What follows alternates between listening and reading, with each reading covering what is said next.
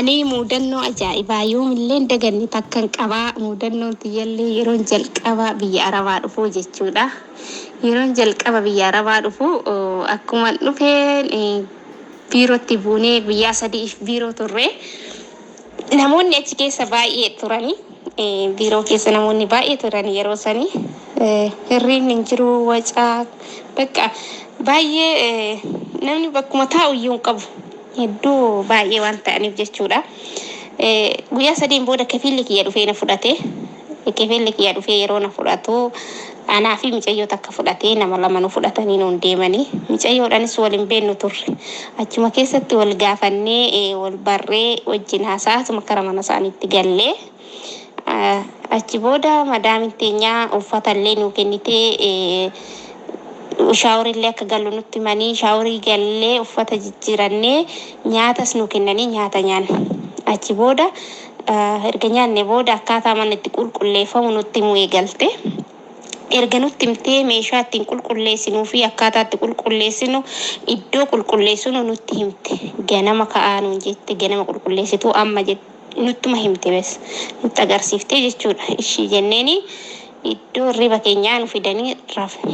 Halkan kecha sa'a 4 jechuudha. Itoophiyaa sa'a 4. Asitti immoo sa'a 10 Saudi Arabiyaa.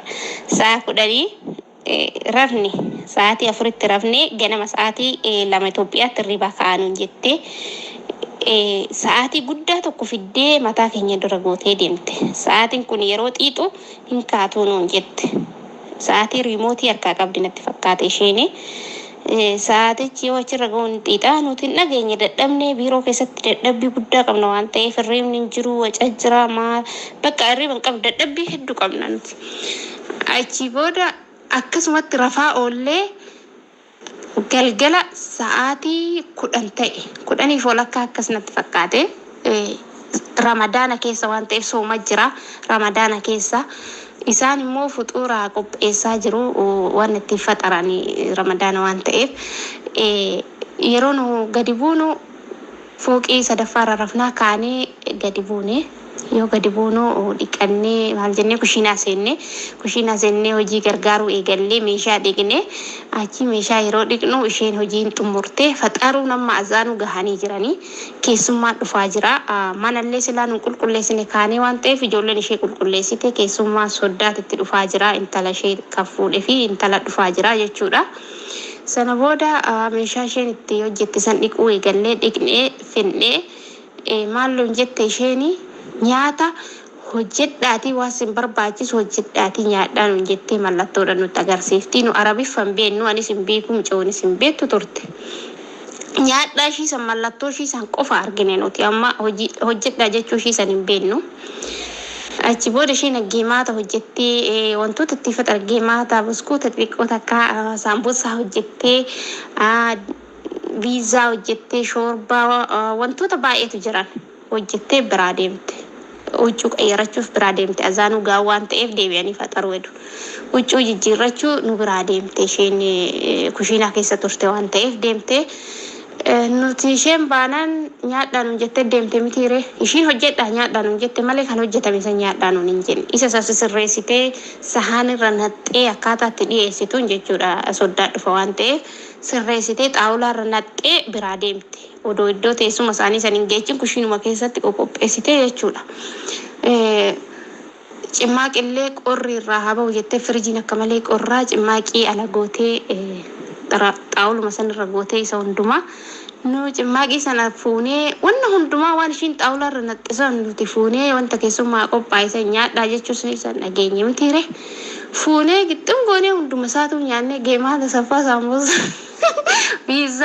viizaa akkuma firoona keessa bilcheessitee baaste murreelleedhaan nu murree balleessine jibina gubbaarra nam'u kana hin nyaannu waan ta'eef qixxaa isa jalaa sanbichaa nyaannaa wanta gubbaarra nam'u kana hin nyaannu hin ce'u sin jaallattu isa san gubbaa isaa san olii gadi goone irraa kakaasne qixxaa isaa san qofa nyaanna. Achi qixxichallee murree balleessinee jirra. Achi booda namittiin sa'aatiin azaanaa waan ga'eef fiigaa dhufte. Nu dagannesii hin beennusii sa'aatiin kun guyyaadha sa'aatiin kun halkanii waan beennu hin qabnu. Fuxuuraaf hojjetamee sooma qabus waan beennu hin qabnu. Bakka dagannee jirraa halkaniif guyyaa addaan hin beenne waa takka sammuu keenya beekuu hin dandeenye. Nyaanne quufne kaane nu yeroo isheen isaan dhufanii namittiin jettee fiiddee dhuftee mataa qabattee iyyite. Lulluqqiin gahee namni hundi nyaatuuf qophaa'ee taa'aa jira. Keessummichi illee dhufee taa'aa jira natti fakkaate. Hundumti isaaniitu amma nyaata bichaachi guuruuf dhufte isheen amma nyaata bichaachi iddoo nyaatanitti saalaa bakka ta'anii nyaatantu jira achi guuruuf dhufte isheen nyaata. Nuti nyaaticha finne. Sana booda namittiin jettee mataa qabattee iyyitee mucayyoo fiigaa dhuftee qabdee kushiina dhaabaatanii achi namichi wacallee dhagee fiigaa dhufe yoo fiigaa dhufu nyaanni tokko hin jiru nu nyaanne kaan balleechine qaqaqqabne jibina irraa kaasne fiizaa uumamallee achi booda mucayyoon dhuftee waanuma jiru fuutee tamiraa fi bunaa fi uumama fuutee jala gootee warra faxaroo namichi sahaanuma nu itti nyaannu san nu jalaa fuudhee ittiin nu darbate. Namichi yeroo nu darbatu nu fixuu heduu miti nu dhaanuu heduu miti kan jennu jechaa daandirratti gadi yaa namicha yoo wajjin manaa baanee jechuudha. Iyyaa achi isaanillee kan faxaran dhiisanii nuti hin beekaan jirru fuxuurarra jiru maalirra jiru beekaa waa takka beekaan jirru guyyaa haadha balkan.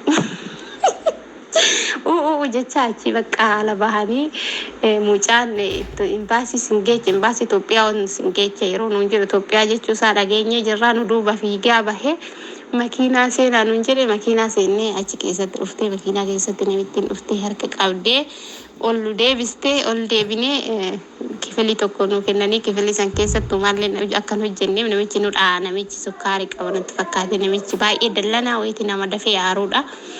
Isa sodaadhaaf jecha